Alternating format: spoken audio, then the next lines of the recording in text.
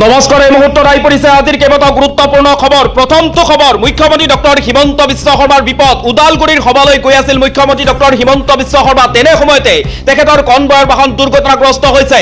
মুখ্যমন্ত্ৰী ডক্টৰ হিমন্ত বিশ্ব শৰ্মাৰ বাহন দুৰ্ঘটনাগ্ৰস্তৰ খবৰ এই মুহূৰ্তত আমাৰ হাতত আহি পৰিছে। ওদালগুৰিৰ সভালৈ গৈ আছিল মুখ্যমন্ত্ৰী ডক্টৰ হিমন্ত বিশ্ব শৰ্মা।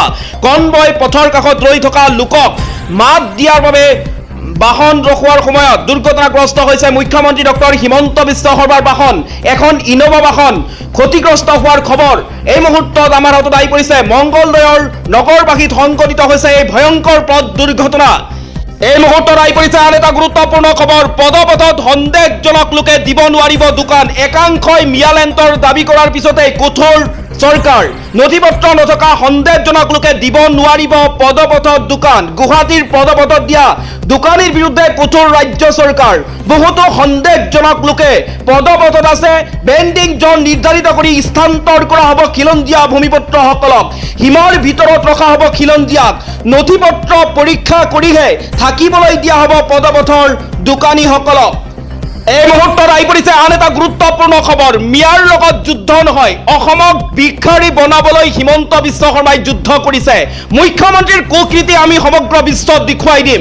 আমাক বাংলাদেশী ক'লেও আমি কাকো কেয়াৰ নকৰোঁ। উচ্ছেদৰ বিৰুদ্ধে গৰজি উঠিছে সংখ্যালঘু দল সংগঠন।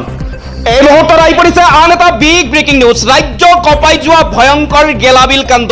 হাস্পাতালৰ বিচনাত ছটফটাই আছে দুই কিশোৰ। অভিশপ্ত দিনটোৰ কথা মনত পেলাই কান্দিছে দুই কিশোৰ।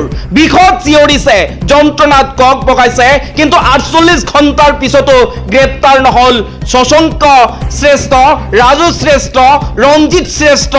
গেলাবিল কাণ্ডক লৈ নৰম গোলাঘাট আৰক্ষী।